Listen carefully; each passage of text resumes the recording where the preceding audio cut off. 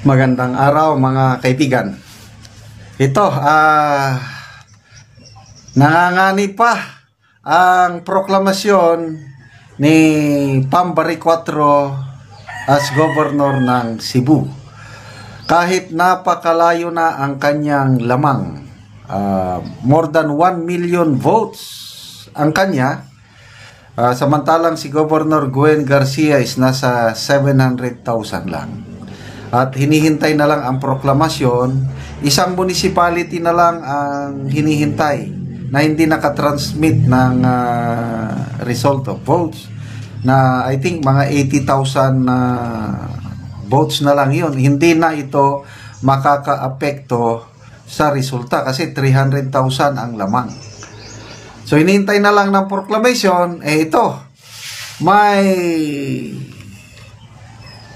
petition ang kampo ni Governor Gwen Garcia, petition sa COMELEC na pinapatigil ang proklamasyon.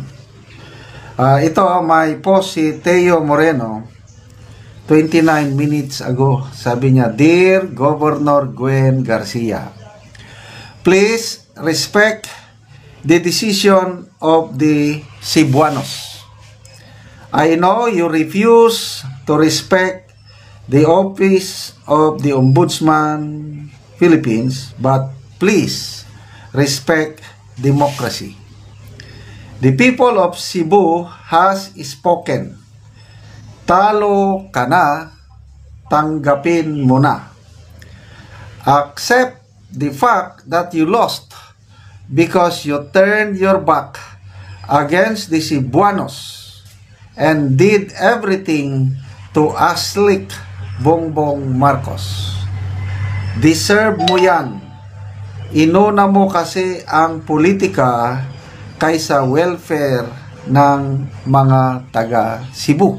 Okay, ito, inattach ni Teo Moreno ang petisyon kampo ni Governor Gwen Garcia papuntang COMELEC para itigil ang proklamasyon. So basahin ko ito yung petisyon. Republic of the Philippines, Commission on Election, Manila. Gwendolyn F. Garcia, petitioner, versus Pamela S. Baricuatro, respondent.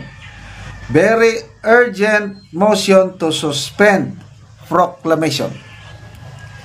Petitioner Gwendolyn Garcia by counsel most respectfully states, Number 1, a petition for disqualification was filed against respondent and the same has yet to be resolved by this Honorable Commission. Under Section 72 of the Omnibus Election Code, cases of disqualification should be prioritized and the final decision of the COMELEC should be rendered not later than 7 days before the election to which the disqualification is sought. Considering that today is the canvassing of the election returns for the 2025 national and local election, petitioner respectfully moves for the suspension of the proclamation of respondent as Governor of the Province of Cebu. This is in accordance with Section 11 of COMELEC Resolution number 11046. Thus, petition, if unresolved before completion of canvass, effects. If a petition to deny due course to or cancel a certificate of candidacy or disqualification or declaration of nuisance candidate is unresolved by final judgment on the day of election and the grounds therefore are strong, the petitioner may. So medyo mahaba ito. Maraming isinasite na dahilan, Ito na yung prayer. Anong gusto nilang mangyari? Prayer, wherefore, premises considered, petitioner Gwendolyn Garcia respectfully prays that the Honorable Commission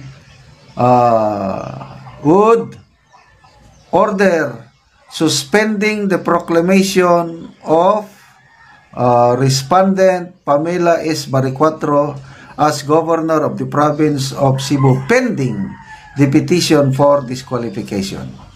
Petitioner further prays for such other relief. 13 May 2025. Ngayon lang, ano? May 13. Makati City or Manila. Gana Atienza Abisado Law Office Council for Petitioner. Makati City. So, nandito yung mga perma. Ayun. So, ano kaya? Pagbibigyan ba ng COMELEC itong petition para i-stop ang proclamation?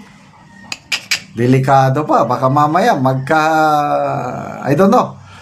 Although may nabasa akong post kanina, kababasa ko lang, by 2 o'clock, sabi doon sa post, anong oras na ngayon? 2:35 na. By 2 o'clock, at hindi pa mai-transmit yung election return sa isang municipality na around 80,000 na lang ang votes doon, na hindi na maka-apekto, ipro-proclaim na ng Provincial Board of Canvassers si Bam Baricuatro as Governor of Cebu. Sana ganun na nga ang mangyari kasi malaking kwan ito sa taga Cebu pag yung boto nila, yung boses nila hindi pakinggan. Okay, magbasa tayo mga comments. Fatima Kanakan, grabe ang yawa, nag-motion kaya pala nabinbin ang proklamasyon. Jackie Paurilio, loser ka, Governor Gwen Garcia, di ka kadawat o kapildihon. Too much desire for power and money, maunay gaba ninyo. Mas mayo pa musayaw na lang kag chacha.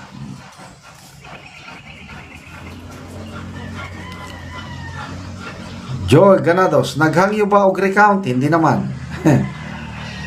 William Parnes, halaka, baga, og kubal. Oy, landslide ang kalaban onya, di kadawat.